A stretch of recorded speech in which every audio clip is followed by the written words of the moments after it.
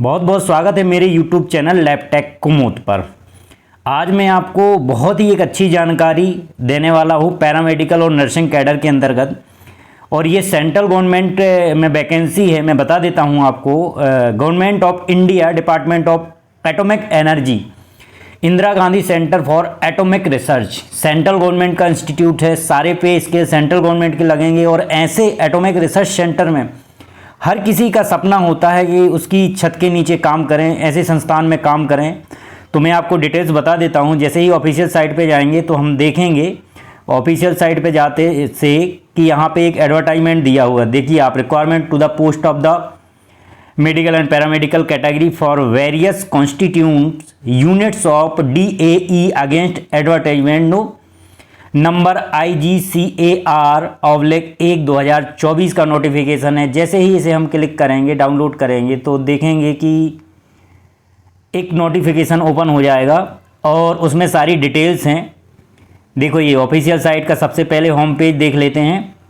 Home page देखते हैं तो government of India, department of atomic energy, Indira Gandhi centre of atomic research, Kalpakkam, advertisement number दिया हुआ है। ओपनिंग डेट मतलब कब से फॉर्म भरे जाएंगे, 1/6/2024, मतलब 1 जून से 10 AM से फॉर्म भरना चालू हो गए हैं।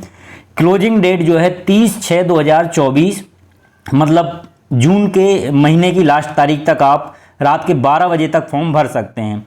ऐसे बच्चे जो तैयारी कर रहे हैं कहीं ना कहीं, तो मैं उनसे ये कहना चाहता हूं कि आप फॉर्म जरूर भरें। 1 पोस्ट आए, 2 पोस्ट आए, 3 पोस्ट आए और कहीं भी पोस्ट आए, आपको फॉर्म भरना उतना ही जरूरी है। क्यों? क्योंकि आप सतत अध्ययन कर रहे हैं और आपको केवल 1 पोस्ट चाहिए। आपको ये नहीं सोचना कि नंबर ऑफ पोस्ट कितनी है। अरे भाई, आपको तो 1 ही पोस्ट चाहिए ना, तो आप फॉर्म जरूर भरें। देखिए, government strives to have a work force which reflects gender balance and the woman में आपको ये एनरक्जर दिए हुए हैं। अब तक मैं आपको 1 बाय 1 बता देता हूँ जो आपके काम की है। तो जैसे मैं आपको ग्रुप बी में ले जाता हूँ। ग्रुप बी में आपके मतलब की पोस्टें हैं।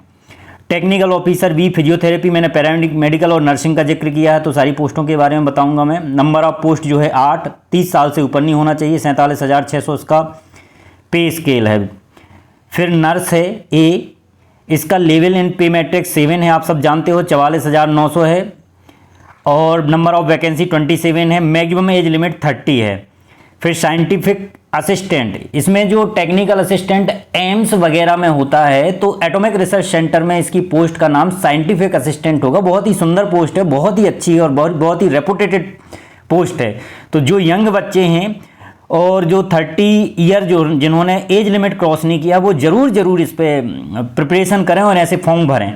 नंबर ऑफ पोस्ट 6 हैं। 35,400 इसका पे स्केल है, मतलब 4200 ग्रेड पे है और 30 ईयर एज लिमिट है। साइंटिफिक असिस्टेंट रेडियोग्राफी के लिए भी है। Scientific assistant nuclear medicine technologist के लिए बहुत ही सुंदर कोर्स होता है। अगर कोई करना चाहे तो बहुत ही उपयोगी है सेंट्रल गवर्नमेंट के लिए।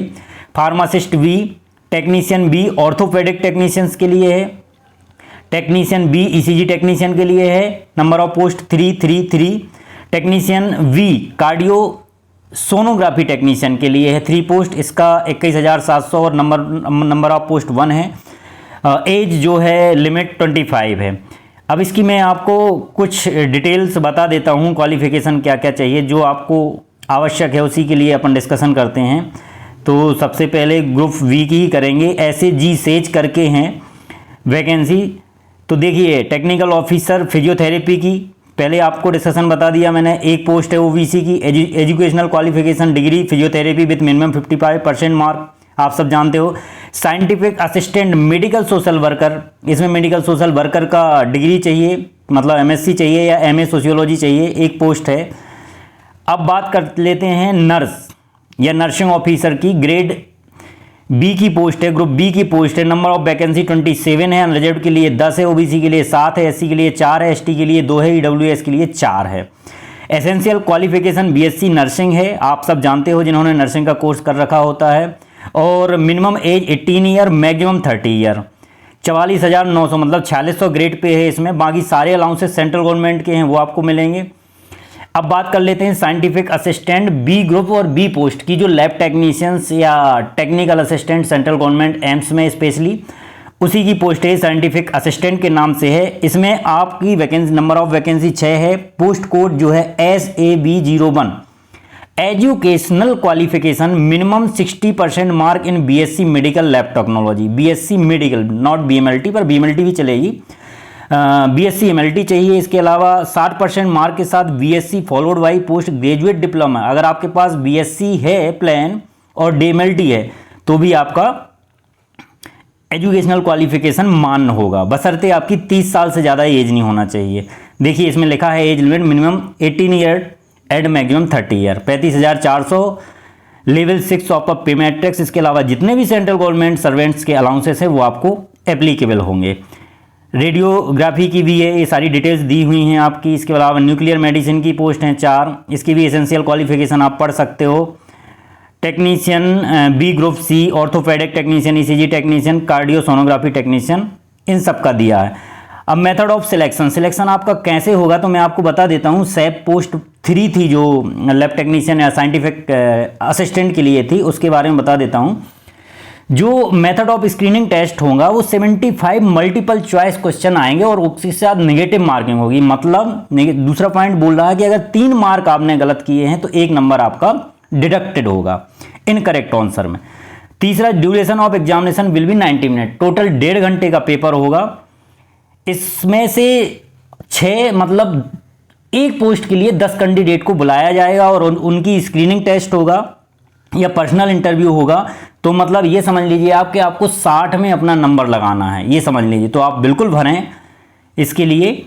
ऐसी ही बाकी डिटेल्स दी है। अच्छा, मैथमेटिक्स, साइंस, जनरल अवेयरनेस के क्वेश्चन आएंगे 20-20, 50 क्वेश्चन, बाकी जो है टेक्निकल स्किल के रहेंगे। और मैं आपको इसकी फ़ीस के बारे में बता देता हूँ। Relaxation and upper age limit, ये सब जानते हो, जो भी सेंट्रल गवर्नमेंट के रूल्स रेगुलेशन हैं एज को लेके, ST SC OBC और बाकी चीज़ें सेंट्रल गवर्नमेंट अप्लाई उनके लिए हैं, आप देख सकते हो। एप्लीकेशन फ़ी इसमें बहुत ही कम है। अगर हम देखेंगे ऐसे भी साइंटिफिक असिस्टेंट पैथोलॉजी के लिए या बाकी ऑर्थोपेडिक टेक्नीशियन, ECG टेक्नीशियन के लिए तो मात्र 200 रुपये है। और इसके साथ ये भी है कि जो ST SC कैंडिडेट हैं जहाँ पे भी इनका एग्ज़ाम कंडक्ट होगा उनको TA/DA दिया जाएगा। अब मैं आपको बता देता हूँ कि एग्ज़ाम कौन कौन सी बिगेस्ट सिटी में होने वाला है।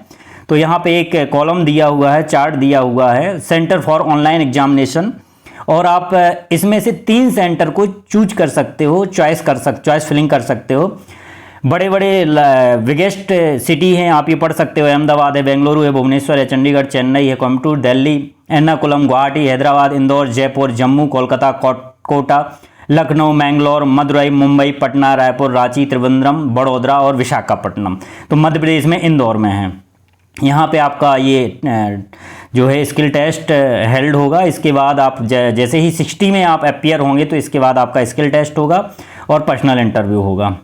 तो ये सारी डिटेल्स थी आपकी, मैंने आपको पहले ही बता दी है। इस सब फॉर्म को आप भर सकते हो, इंस्ट्रक्शन को बखूबी पढ़ सकते हो। आपको कुछ नहीं करना है, ऑफिशियल साइट पे जाना है। और किसी ऑफिशियल साइट पे जाना है मैं आपको पहले ही बता दिया, government of India, department of atomic energy, Indira Gandhi centre for atomic research, Kalpakkam, इसकी ऑफिशियल साइट पे जाएंगे तो आप पहले ही देखेंगे ऑफिशियल होम पेज पे इसका नोटिफिकेशन डला है। नोटिफिकेशन को क्लिक करेंगे तो आपकी सारी डिटेल्स आ जाएगी। डिटेल्स आने के बाद आपको अप्लाई ऑनलाइन करना है और इस फॉर्म को जरूर भरें।